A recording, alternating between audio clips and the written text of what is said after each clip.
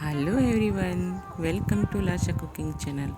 ನಾನಿವತ್ತು ನಿಮಗೆ ಕ್ಯಾಪ್ಸಿಕಮ್ ಪನ್ನೀರ್ ಮಸಾಲೆಯನ್ನು ಮಾಡೋದನ್ನು ತೋರಿಸ್ಕೊಡ್ತಾ ಇದ್ದೀನಿ. ಮೊದಲಿಗೆ ನಾನಿಲ್ಲಿ ಒಂದು ಪಾತ್ರೆಯನ್ನು ತಗೊಂಡಿದ್ದೀನಿ. ಅದಕ್ಕೆ 2 ಟೇಬಲ್ ಸ್ಪೂನಷ್ಟು ಎಣ್ಣೆಯನ್ನು ಸೇರಿಸಿ 3ರಿಂದ 4 ಲವಂಗ, ಹಾಗೆ ಅರ್ಧ ಇಂಚಷ್ಟು ಶುಂಠಿ, ಹಾಗೆ ಒಂದು ಸ್ಟಾರ್ ಫುಲ್ಲು.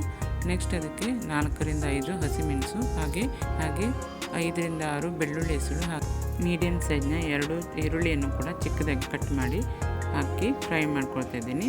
ಅದ್ರ ಜೊತೆಗೆ 3 ಕಾಶ್ಮೀರಿ ರೆಡ್ ಚಿಲ್ಲಿಯನ್ನು ಕೂಡ ಬಳಸ್ಕೊಂಡಿದ್ದೀನಿ. ಇದರಿಂದ ಕಲರು ತುಂಬಾ ಚೆನ್ನಾಗಿ ಬರುತ್ತೆ. ಹಾಗೆ 1/4 ಟೀ ಸ್ಪೂನಷ್ಟು ಜೀರಿಗೆ. ನೆಕ್ಸ್ಟು ಕಟ್ ಮಾಡಿರುವಂಥ 2 ಟೊಮೆಟೊವನ್ನು ಕೂಡ ಸೇರಿಸ್ಕೊಂಡು ಈ ರೀತಿಯಾಗಿ ಚೆನ್ನಾಗಿ ಎಣ್ಣೆಯಲ್ಲಿ ಒಂದು 5 ನಿಮಿಷ ಫ್ರೈ ಮಾಡ್ಕೊಳ್ತೀನಿ. ಇದರಲ್ಲಿರೋ ಹಸಿ ವಾಸನೆ ಎಲ್ಲ ಹೋಗಬೇಕು. ನೆಕ್ಸ್ಟ್ ಅದು ಸಾಫ್ಟಾಗಿ ಬೆಂದಿರಬೇಕು. ನೋಡಿ, ಈ ರೀತಿ ಫ್ರೈ ಆದ ನಂತರ ಅದನ್ನು ತಣ್ಣಗಾಗೋಕ್ಕೆ ಬಿಡ್ತೀನಿ. ನೆಕ್ಸ್ಟ್ ಅದನ್ನು ಮಿಕ್ಸಿ ಜಾರಿಗೆ ಹಾಕಿಬಿಟ್ಟು ನಾನು ಅದನ್ನು ಪೇಸ್ಟ್ ಮಾಡ್ಕೊಳ್ತೀನಿ. ನೆಕ್ಸ್ಟ್ ಇಲ್ಲಿ ನಾನು ಅದರ ಜೊತೆಗೆ 4ರಿಂದ 5 ಬಾದಾಮಿಯನ್ನು ಕೂಡ ಸೇರಿಸ್ಕೊಂಡು ಅದನ್ನು ಚೆನ್ನಾಗಿ ಫ್ರೈ ಮಾಡಿಕೊಂಡು ತಣ್ಣಗಾಗೋಕ್ಕೆ ಬಿಡ್ತೀನಿ. ನೋಡಿ, ಈಗ ತಣ್ಣಗಾಗಿದೆ. ನಾನಿಲ್ಲಿ ಒಂದು ಮಿಕ್ಸಿ ಜಾರನ್ನು ತಗೊಂಡು ಅದಕ್ಕೆ ಅರ್ಧ ಕಪ್ಪಷ್ಟು ತೆಂಗಿನಕಾಯಿ ತುರಿಯನ್ನು ಸೇರಿಸ್ಕೊಂಡಿದ್ದೀನಿ. ಹಾಗೆ ತಣ್ಣಗಾಗಿರುವಂಥ ಮಸಾಲೆಯನ್ನು ಕೂಡ ಸೇರಿಸ್ಕೊಂಡು ಸ್ವಲ್ಪ ನೀರನ್ನು ಸೇರಿಸಿ ನಾನು ಅದನ್ನು ಪೇಸ್ಟ್ ಮಾಡ್ಕೊಳ್ತೀನಿ.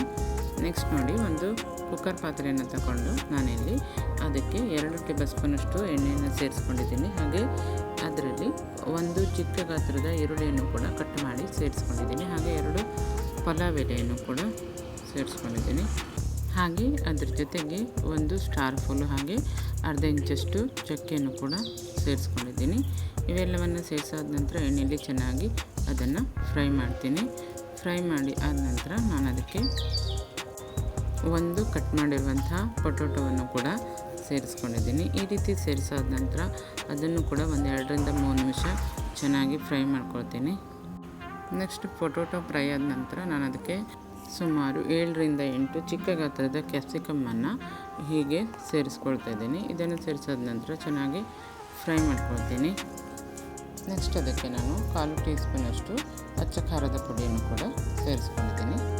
ಹಾಗೆ 1/4 ಟೀ ಸ್ಪೂನಷ್ಟು ಧನಿಯಾ ಪೌಡ್ರನ್ನು ಕೂಡ ಹಾಕ್ಕೊಂಡು ಅದ್ರ ಜೊತೆಗೆ ನಾನಿಲ್ಲಿ 1/4 ಟೀ ಸ್ಪೂನ್ ಅರಿಶಿಣವನ್ನು ಕೂಡ ಸೇರಿಸಿದ್ದೀನಿ. ಹಾಗೆ ಇವೆಲ್ಲವನ್ನು ಸೇರಿಸಾದ ನಂತರ ನಾನು ಇದನ್ನು 1-2 ನಿಮಿಷ ಚೆನ್ನಾಗಿ ಎಣ್ಣೆಯಲ್ಲಿ ಫ್ರೈ ಮಾಡ್ಕೊಳ್ತೀನಿ. ನೋಡಿ, ಈಗ ಕ್ಯಾಪ್ಸಿಕಮ್ ಕೂಡ ಸಾಫ್ಟಾಗಿ ಬಂದಿದೆ. ಇದಕ್ಕೆ ನಾನೀಗ ರುಬ್ಕೊಂಡಿರುವ ಮಸಾಲೆಯನ್ನು ಕೂಡ ಹಾಕ್ಕೊಳ್ತಾ ಇದ್ದೀನಿ. ಮಸಾಲೆಯನ್ನು ಸೇರಿಸಾದ ನಂತರ ಅದನ್ನು 1-2 ನಿಮಿಷ ಹಾಗೆ ಎಣ್ಣೆಯಲ್ಲಿ ಫ್ರೈ ಮಾಡ್ಕೊಳ್ತೀನಿ. ಈ ಮಸಾಲೆ ಎಲ್ಲ ಫ್ರೈ ಆದ ನಂತರ ಕಟ್ ಮಾಡ್ಕೊಂಡಿರುವಂತಹ 1/4 kgಯಷ್ಟು ಪನ್ನೀರನ್ನು ಕೂಡ ಆ್ಯಡ್ ಮಾಡ್ಕೊಂಡಿದ್ದೀನಿ. ನೀವು ಇದನ್ನು ಬೇಕಿದ್ದರೆ ಫ್ರೈ ಮಾಡಿ ಕೂಡ ಸೇರಿಸ್ಕೊಳ್ಬೋದು. ನೆಕ್ಸ್ಟ್ ಅದಕ್ಕೆ 1 ಕಪ್ಪಷ್ಟು ಹಸಿರು ಬಟಾಣಿಯನ್ನು ಕೂಡ ಸೇರಿಸ್ಕೊಳ್ತೀನಿ. ಇವೆಲ್ಲವನ್ನು ಸೇರಿಸಿದ ನಂತರ ಒಮ್ಮೆ ಚೆನ್ನಾಗಿ ಮಿಕ್ಸ್ ಮಾಡ್ಕೊಳ್ತೀನಿ. ಮಿಕ್ಸ್ ಮಾಡಿದ್ದಾಗಿದೆ. ಈಗ ರುಚಿಗೆ ತಕ್ಕಷ್ಟು ಉಪ್ಪನ್ನು ಸುಮಾರು 1 ಟೇಬಲ್ ಸ್ಪೂನಷ್ಟು ಉಪ್ಪನ್ನು ನಾನಲ್ಲಿ ಸೇರಿಸ್ಕೊಂಡಿದ್ದೀನಿ. ಈ ರೀತಿ ಉಪ್ಪನ್ನು ಸೇರಿಸಾದ ನಂತರ ಒಮ್ಮೆ ಚೆನ್ನಾಗಿ ಅದನ್ನು ಮಿಕ್ಸ್ ಮಾಡ್ಕೊಳ್ತೀನಿ. ಕೊನೆಯಲ್ಲಿ ಅದಕ್ಕೆ ನಾನು ಕಸೂರಿ ಮೇಥಿಯನ್ನು ಕೂಡ ಈ ರೀತಿ ಕ್ರಷ್ ಮಾಡಿ ಸೇರಿಸ್ಕೊಂಡಿದ್ದೀನಿ. ನೆಕ್ಸ್ಟ್ ಅದಕ್ಕೆ ಮಿಕ್ಸಿ ಜಾರನ್ನು ತೊಳೆದಂಥ ಸುಮಾರು 1 ಗ್ಲಾಸ್ ನೀರನ್ನು ಕೂಡ ಆ್ಯಡ್ ಮಾಡ್ಕೊಳ್ತೀನಿ. ತುಂಬ ಗಟ್ಟಿಯಾಗಿ ಮಾಡ್ಕೊಂಡಿಲ್ಲ, ನಾನು ಸ್ವಲ್ಪ ತೆಳುವಾಗಿ ಇಲ್ಲಿ ಮಾಡ್ಕೊಂಡಿದ್ದೆ. ಕೊನೆಯಲ್ಲಿ ನಾನು ಇದಕ್ಕೆ 1 ಟೇಬಲ್ ಸ್ಪೂನಷ್ಟು ಪನ್ನೀರ್ ಮಸಾಲೆಯನ್ನು ಕೂಡ ಆ್ಯಡ್ ಮಾಡಿ ಚೆನ್ನಾಗಿ ಮಿಕ್ಸ್ ಮಾಡಿ ಅದನ್ನು ಕುಕ್ಕರ್ ಮುಚ್ಚಳ ಮುಚ್ಚಿ 2 ವಿಸಿಲನ್ನು ಕೂಗಿಸ್ಕೊಳ್ತೇನೆ.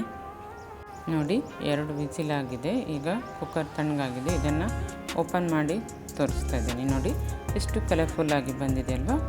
ಈ ರೆಸಿಪಿಯನ್ನು ನೀವು ಕೂಡ ಮನೇಲೊಮ್ಮೆ ಟ್ರೈ ಮಾಡಿ ಅಂತ ಹೇಳ್ತಾ ನಮ್ಮ ಲಾಶಾ ಕುಕಿಂಗ್ ಚಾನಲನ್ನು ನೀವು ಸಬ್ಸ್ಕ್ರೈಬ್ ಮಾಡ್ಕೊಳ್ಳೋದನ್ನು ಕೂಡ ಮರಿಬೇಡಿ. ಹಾಗೆ ನಿಮ್ಮ ಫ್ರೆಂಡ್ಸ್ ಆ್ಯಂಡ್ ಫ್ಯಾಮಿಲಿಗೂ ಕೂಡ ಶೇರ್ ಮಾಡೋದನ್ನು ಮರಿಬೇಡಿ.